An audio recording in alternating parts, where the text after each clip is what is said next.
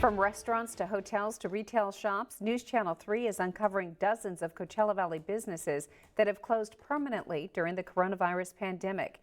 And tonight, local business leaders worry the closures will soon get much worse. I-Team investigator Peter Doubt is here now with a closer look.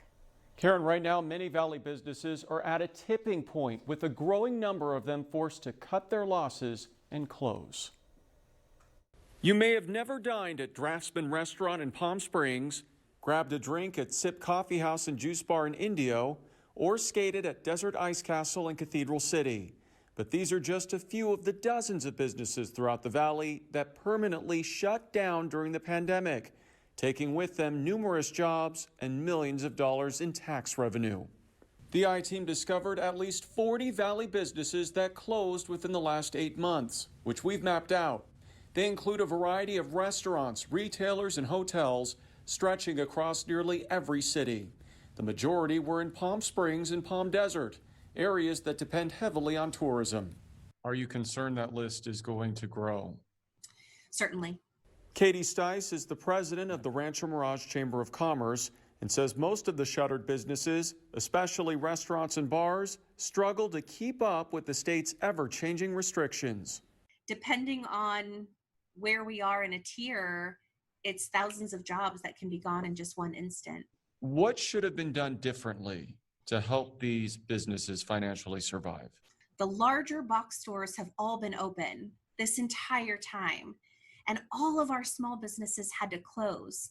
If they have the same guidelines in place as a large business, why weren't they allowed to be open?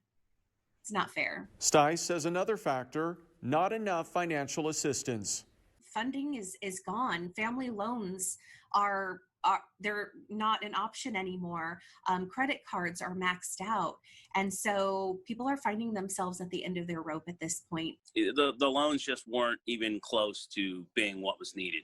Ted Hain is the general manager of the Mary Pickford Theater in Cathedral City, which is still open but not allowed to operate indoors since the county moved back to the most restrictive purple tier.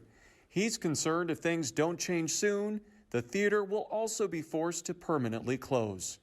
Put us in your shoes right now. How difficult is this situation? This situation is dire. I have employees that have no hours, no money, no income. We have people that are standing in food lines that have never had to do that in their entire life.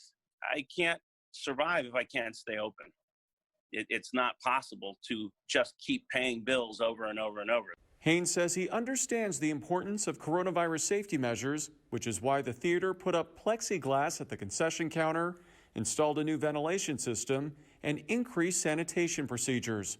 But he says the closures and restrictions are inconsistent and go too far. Why are we being punished?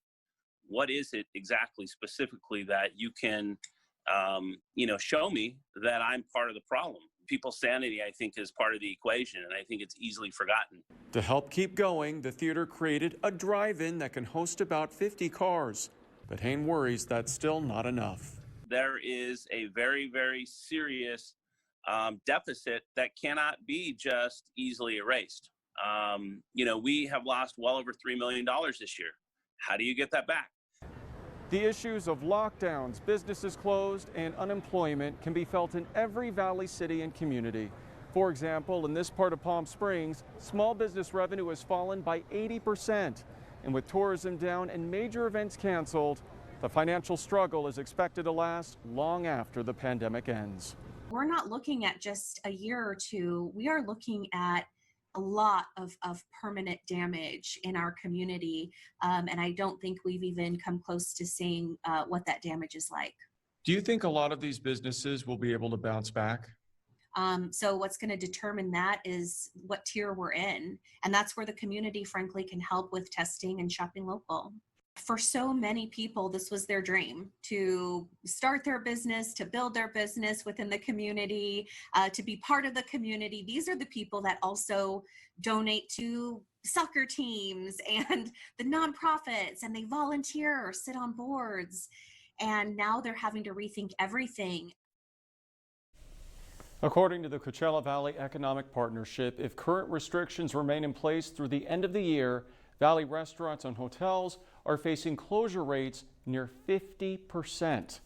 For brick and mortar retail shops, that prediction is 20%.